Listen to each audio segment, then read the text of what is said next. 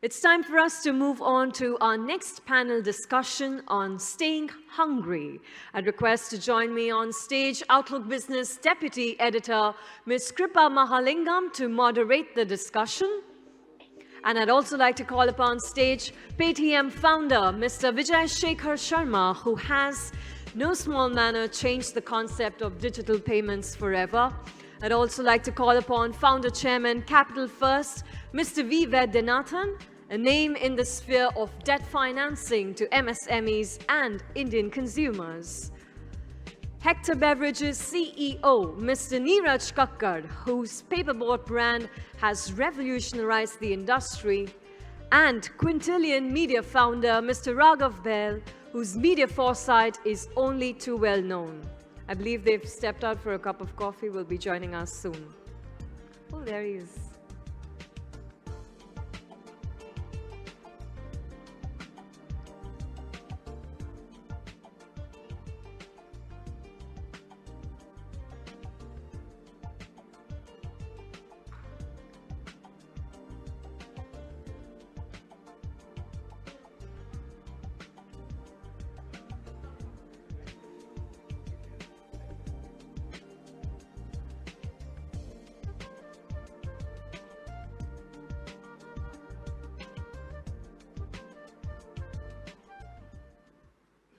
Good evening, ladies and gentlemen. Staying hungry, the first time I heard that term was during Steve Jobs' commencement address at Stanford in 2005. For most of us, success, the pursuit of success is a destination. For most entrepreneurs, it is just one of the first milestones. I often wonder, how does one stay hungry when you've been there and done that?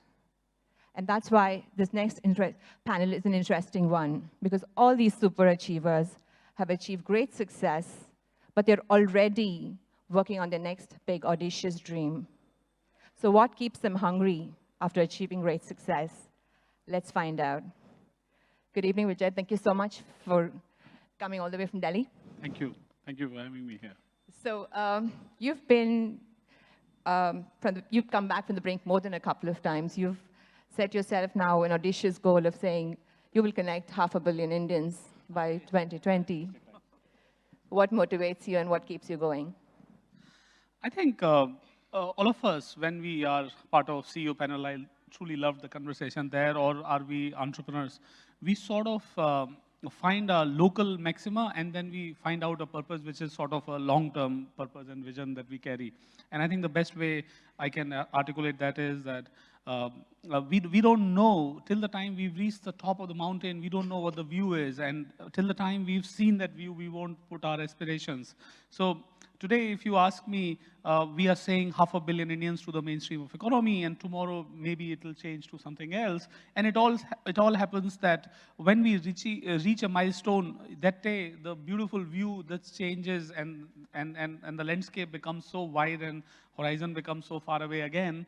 And that is what the chase becomes. So I think it's a continuous journey, like you just said it. And what I love about my journey personally is that even though we started from totally very different thing to a today totally different journey, I love the history of these companies. When somebody says Nokia was a rubber making company and today it is making smartphones, or let's say somebody says, GE was this and today GE is that. So I personally believe that companies that are built like for 100 years and built which are like timeless are the kind of personal passion for me. In my lifetime, I won't be able to see my company being 100 years because I don't think India's expected age is to go 100 years. But I truly want to build a company which ages so well and becomes an institution for long in our country. Neeraj, you had a high-flying career at Co. You put yourself through Wharton, and then you decided to give it all up to become an entrepreneur. What motivated you? Why did you give up all that cushy corporate career? See, I think broadly, entrepreneurship is a pretty selfish career, right? Like you enjoy every single bit of it. It's tough for your families. You don't have money. You don't have time. And you are doing something which only you understand and nobody else. And so it's a pretty selfish thing to do. And for us, I think somewhere like when you were young, right? So there is always this feeling of, I'll become a superhero. मेरे को Batman बनना है. और मैं जाऊंगा and I will hit 6 sixes in today's game and I'll take all the wickets और वो मोहल्ले में चोर आ जाएंगे मैं पकड़ लूंगा उनको और क्लास 8th में बोर्ड एग्जाम में हरियाणा में फर्स्ट आऊंगा और अखबार में photo छपेगी so you always want to have those superhero moments and kind of fades away as you grow up like you know there is some part of you which becomes cynical कि superhero नहीं होता ये सब कहानियों में था so now somewhere I find myself in this place where I'm doing this job. मैं नहीं हूँ तो 30 साल बाद आम पन्ना would become extinct. So okay, so I am the protector of these traditional Indian recipes. मतलब अब मेरे को और तो कोई नहीं बोल रहा है. So I've defined it myself. This is my self-defined goal, my self-defined role. तो अब मैं रोज शाम को जाता हूँ मैं चुपचाप अपना केप उठा के अपने दरवाजे के पीछे टांग देता हूँ फिर घर जाता हूँ खुशी खुशी. So people are actually paying me money for being a superhero or Batman, which I always wanted to become. अब ठीक है मतलब तो then you know it keeps you motivated all the time. So selfish. It's so joyous. So what's your motivation? You were the blue-eyed boy at ICICI Bank, and then you left it all up to start on your own. So you spoke about how either the glass ceilings professionals have to sometimes break when they start off on their own. So what were your challenges when you started? Okay, in my case, I was on the board of ICICI Bank at the age of 38, which I felt very high in life and I felt terrific. And actually it also happened because between 2000 to 2010, India just took off. And it just happened to be that I happened to be at the right age, right time, right place, and economy took off, ICICI Bank took off, and I also took off in that good way. Now, at 41, I started thinking, I had become the MD of ICICI Prudential Life Insurance Company. And then I started thinking that, what do I do with this now? Because I had age by my side, I had seniority, I had experience, but I had no capital. But I said I want to start something because if I spend another 8 or 10 years or so, then I'll probably be 53 or 54. By that time, I'll start saying with children in college, and you know, language will become very much different. It'll be like when to look forward to retirement and stuff like that. I really didn't want to walk that path. So then I said, okay, how to start? So the first idea that I had in my mind was that let me look for a private equity firm, ask them for 1,000 crores of equity. And I said, for whatever reason, benchmark, I put a benchmark of 10% on myself. I said, I'll tell a firm, give me 10%. And we'll start a private equity, a non-banking finance company in an area of financing customers where the banks don't finance. And then I saw all the stories around a price to book of 3 times, 4 times, 5 times, and all that stuff. I said, 1,000 will become 5,000 crores. I'll have 10% of it. I started dreaming all these things. It's all fantasy. But I just started building these castles in the air. But when the castles were not, but I couldn't talk to anyone about it because at senior positions in banks, etc., it's a club. So you talk to one person, the whole system knows about it. So then I came across one company which was, where the share price of the company had come down from about 1,100 rupees to 100 rupees or 92 rupees within 2 years because of global financial crisis. Then I thought that if I acquire 10% of this company, it is the same thing as starting greenfield with a private equity firm. Then I came out with the idea saying that, then thought a little about it. I didn't really do too much research on it. I don't know if it's a good thing or a bad thing because if I had done a lot of research, probably I'd not taken it. But if, I don't know. But it just so happened I walked the path. Then of course, like many people will tell you, it's very, very tough because when you leave, you think everything works out. When you walk there, you figure out that QIP doesn't happen or it fails. You know, you don't get debt, you don't get equity, you're just struggling. The problem with some of these jobs is that you really, everybody tells each other that you should have friends, you should talk to people, you should be truthful to the market. All that is all sometimes rubbish actually. Because really you tell someone you're in trouble, and in the financial services world, you're dead sure deep in trouble after that. Right? So how do you tell anyone really you can't even tell your closest friend they're in trouble. So you have to live and get out of it. So we'll talk about it.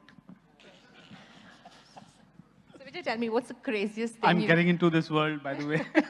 You should be afraid.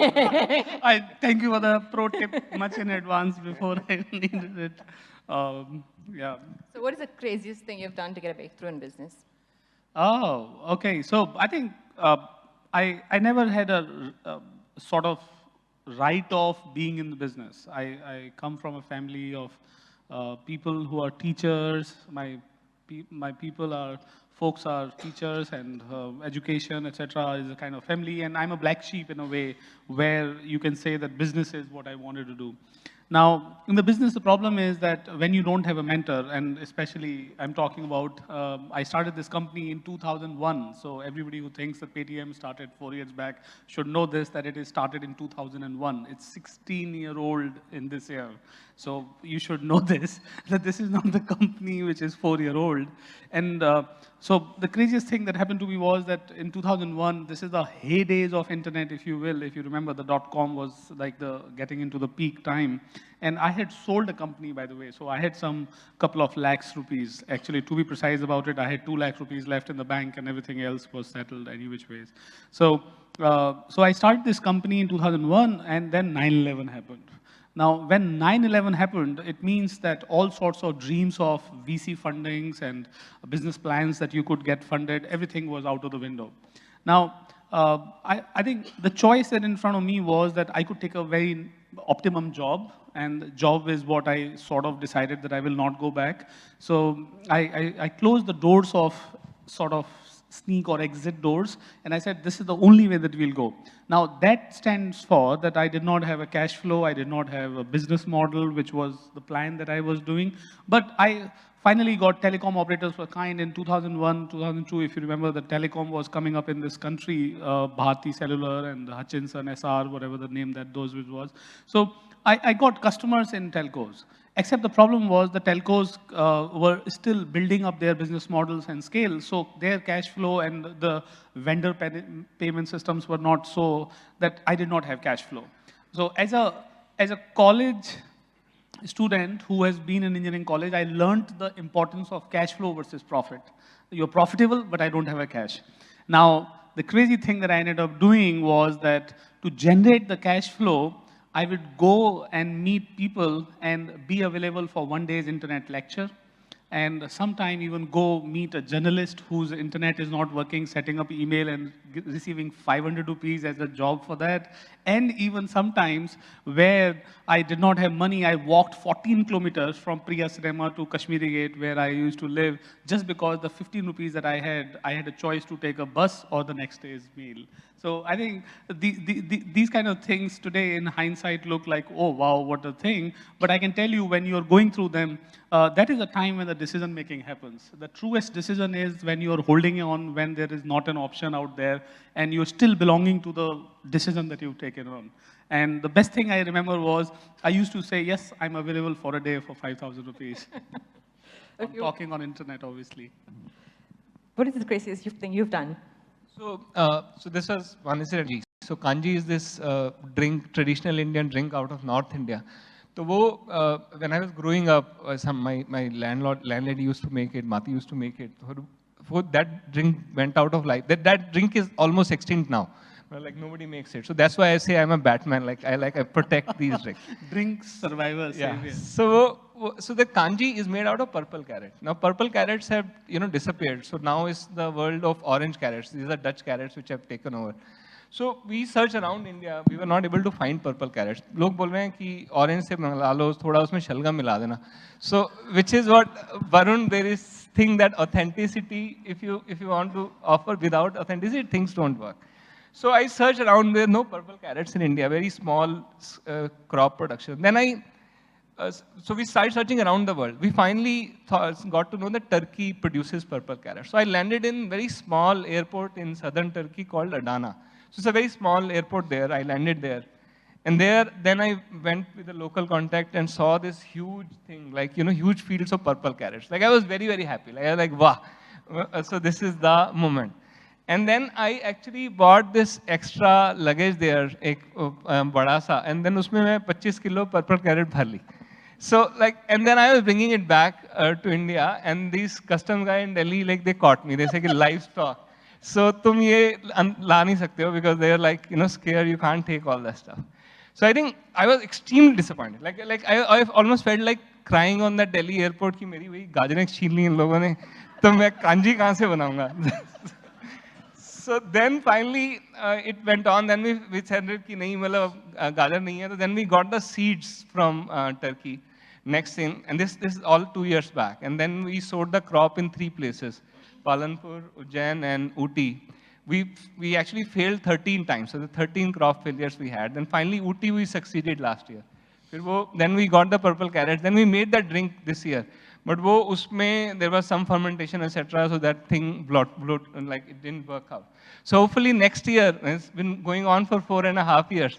This quest of making a drink which, like, I don't think so. मेरे office में सब लोग मजाक बनाते हैं कि ये बिकेगा ही नहीं. मतलब like not a lot of people know about this drink actually. So I think that the whole quest of making this drink is probably the craziest thing I am in the midst of right now. So I don't know when it will end, but it's going on. So. Hopefully very soon. Very cool. So, I just want to tell you one more thing about Neeraj. I saw him on LA airport, and I was like, hi. And I said, how come you're in LA? Then he's telling me that he's sourcing pomegranates in LA. And I said, oh really? And not LA, I mean, it was organic farming in California. And then I said, why? I thought that they are enough in India. Then he's telling me the problem is the pomegranate drink has a color, and these organic pomegranates have a color and taste. Indians have only probably the taste. So I have to build and infuse that. And I just want to tell you, I mean, Indigo, I just have multiple anar drinks, an ode to what you do, my friend. I just want to tell you that. So I'm going to ask you, are you going to top them and tell me what's the craziest thing you've done? I have to think. Okay. At one point of time, we were desperately looking for private equity. And I had a habit when flying, I used to just look left and look right. And I would figure out if I'm lucky today or not. Right? If I figure out the guy says, I'm so in Tata Motors and I'm pretty senior here or whatever, if he tells I'm Tata Steel or something, I immediately switched off. Guys, I have nothing to do with Tata Motors, nothing to do with Tata Steel, so what am I going to do with this conversation? But if he says I'm working with a private equity firm, and no matter big or small, I sit up, exchange a card, then initiate a conversation, then hope and pray that this guy might just be interested in my story, and every time believe whether or not even the 10th pitch or the 15th pitch or 20th pitch, go through the conversation as if it's going to work. Then once Bearings, Rahul Basin, he'll probably remember the story. I don't know if you know him. He came to our office and he spent some time with us and said, very interested in the story. It's a lovely story. Financing the underbanked with the benefit of technology looks like a brilliant story. I want to back it. I felt very happy. So I said, when did we meet again? He said, very soon, a couple of months. Now, for them, couple of months is couple of months. But someone who's dying for oxygen, couple of months looks like, eternity. It's like how sometimes people say that, 1 second for a human, 1 second for God is a million years for man. So you really feel like that. So he says, we'll meet in 2 months. I said, man, can I meet tomorrow? But if I say I want to meet tomorrow, you feel very desperate. The guy will now not back you for sure after that. So there's something seriously wrong with you. So you can't say that also. Then I'm sitting hard. Then one day, after a week, then I figured out that no one is coming up with any offer. He's not called back. I've not called back. I was talking to 2-3 other private equity guys. Nobody's really calling back. So I know it's not heading right. Then one morning around 4 o'clock, I woke up and I said, okay, let me catch a flight to Delhi. So I called my secretary and I told her, can you book a flight? I called her early in the morning on 4:30. She said, you have no appointments there. I said, okay, just book it. I don't know what to do. Just book me. But I can't tell, after going there, I can't tell him I'm desperate. So I text him around 11 o'clock and say, okay, Rahul, are you in Delhi? Can we meet? So he says, yeah, but right now I'm in a conference. So I said, okay. So I texted him after about 2 hours again. I said, Rahul, are you free? Can we meet? So he says again, I'm in a conference. I'm going to be late today. So a whole day I did no work, nothing. I've flown by the morning flight, 7 o'clock, landed at 10 o'clock, did no work all day. I know to myself I've done zero work. And around 5 o'clock, no appointments, no meetings, just wasted my day. and I'm catching the flight back. And I entered the airport, and I took a last chance at him, saying that, Rahul, are you here? And he said, look, I can meet at 7 o'clock. By this time, I had already checked in, and I had gone through security, and I was about to board the aircraft. I said, damn, he said yes. He said 3 hours from now. I had not had lunch. So I immediately tore my boarding card. I got so happy I got an appointment. I had not the money. So I tore it, threw it, rushed back all the way, and I come back to security, and I said, okay, I want to go. He says, where's your boarding card? No boarding card, because I tore it in happiness for the appointment. So I said, I pleaded to him, saying, let me in. And he said, no, you can't go back without a boarding card. Then I pleaded to him, security guys, somehow I managed my way, and I went back. Then at 7 o'clock, I had not had lunch the whole day out of maybe dejection or something. 7 o'clock, he met me with some sandwiches, and then I went over the full story again. He's sitting in Gurgaon, probably tell you the story. And then it went on, finally, it still didn't work. But, but I can just tell you that, yeah, I mean, that particular deal didn't work. But yeah, I mean, it's just like, sometimes just get desperate, can't tell the guy you're desperate. I don't know how many guys will own up to this, but it's true. Wow.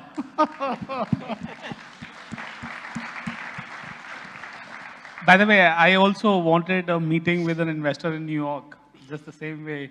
And the problem was it was a follow-up meeting, which first meeting had gone very good. So now the problem was that I can't say that I want a meeting and I'm so-and-so.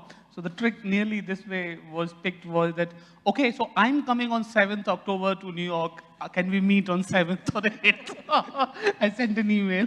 And I think that is a trick that a lot of people should use. Yeah, that's a good trick, by the way. Let me tell you something similar to this. Once I talked to one particular person whom I wanted to meet, and he said, look, I'm flying from Delhi by the 3 o'clock flight from Delhi back to Bombay. So I said, okay, now how do I catch the guy? I need 2 hours on the flight. It'd be fantastic if I got the guy.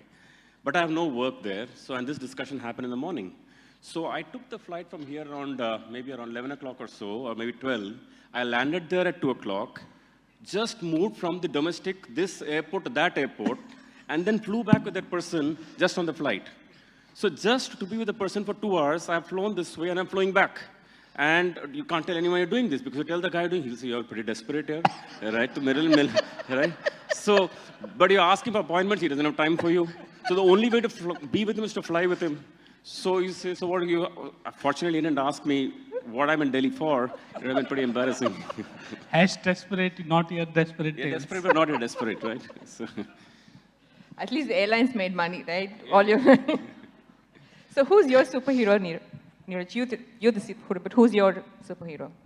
I think my superhero is Narayan Murthy, like by a distance. And, you know, so almost everything. So, see, and I believe Vijay would agree, like, you know, in 91, like, I was growing up in this small town, very small place.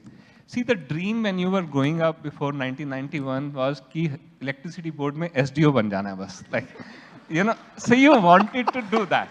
So that is the goal of your lifetime. Like every single class you do exams, do all this, कि बस ये electricity board में SDO लग जाना है, jeep होनी चाहिए, like.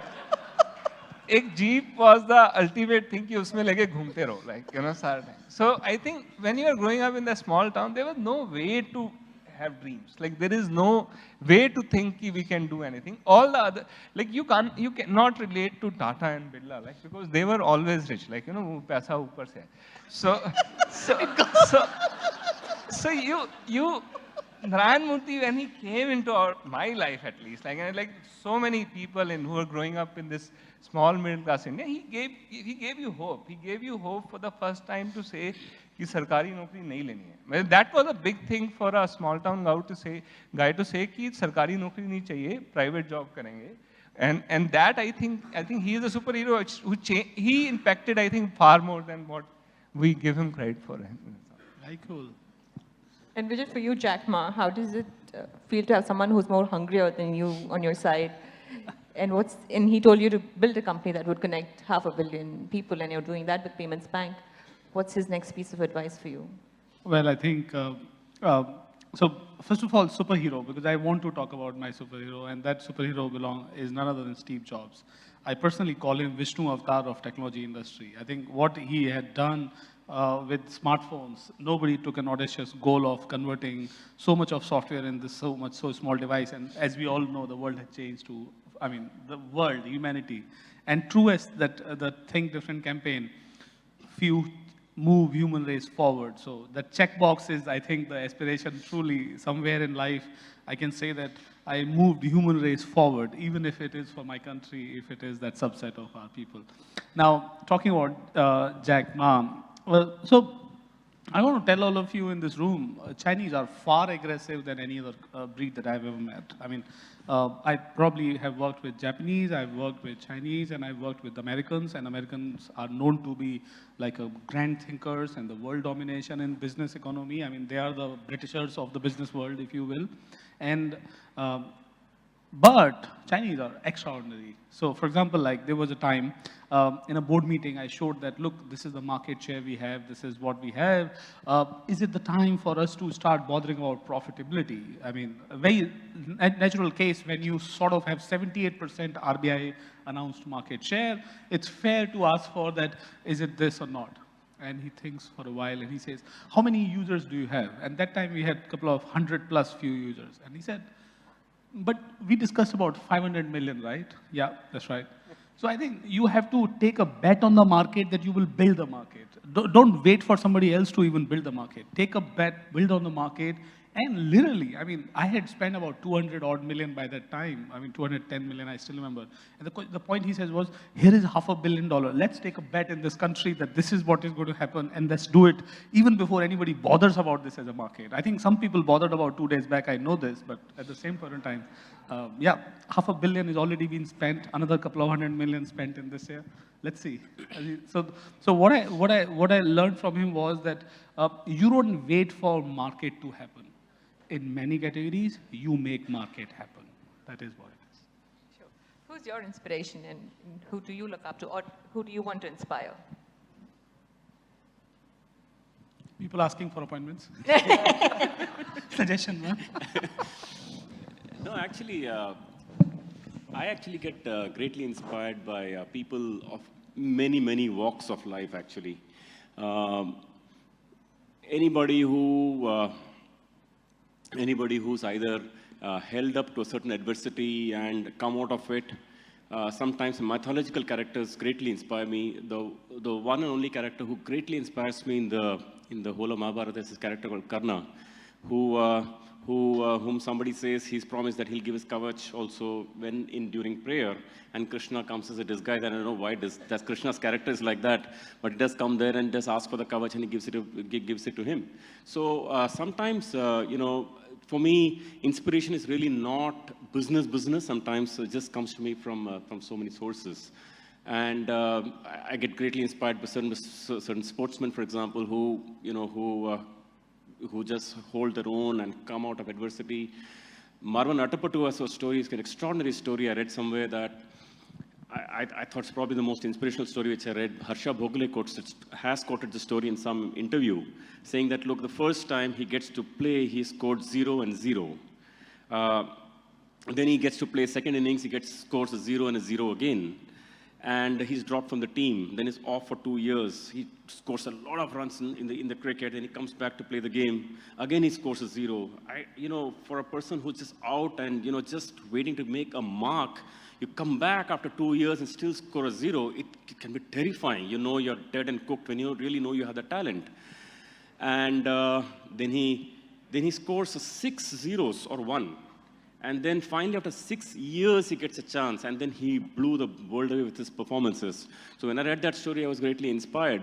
So sometimes I feel that, or I've felt often sometimes that I may have the talent, I may have the capability, I just don't have the funding. It can be very desperate, but you just say that you just have to believe and keep saying it'll happen.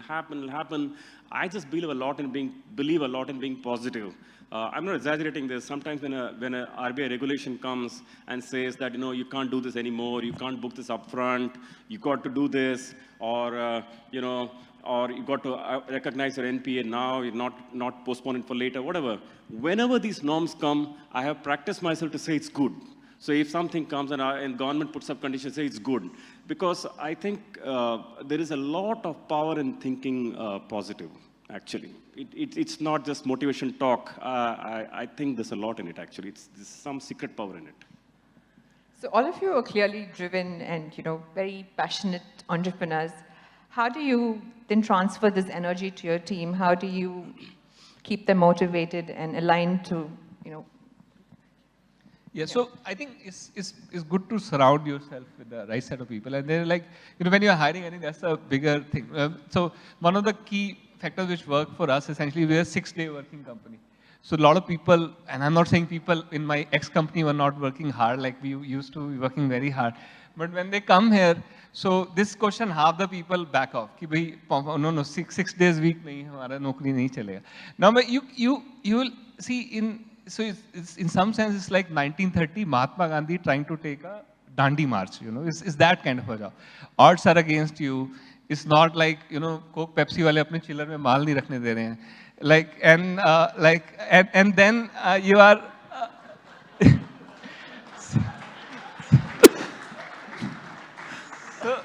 and then you don't want a great thinker, analyst type person to join you, because those are the people who didn't join probably Mahatma Gandhi in that Dandi March, because they think कि वो ये इसका कोई odds नहीं है, इसका कुछ होने वाला नहीं है. And so you want people who believe in you. अब उस time he was surrounded by best people, वो work life balance के बारे में सोच रहे हैं तो वो Dandi March हो गया होता कि आज Saturday आज नहीं जाएंगे. So in this kind of a job, when you are undertaking a mission, which is like a very less chance of success, where belief is a bigger thing. I think you need people around you who are like that. And then I think when you are hiring them and select, I think there has to be a lot of filters, and you have to tell them the right, reality of what's happening on this thing. But a lot of people see the Vijay, Shekhar, Sharma the valuation, and they come for the startup story. But I think the work behind that is not, I think that's the one which you have to show at the time of hiring. And I think then you get the right set of people around you. I'll extend it actually by saying that my theory and experience has been that those who've been there, done that, won't do it again.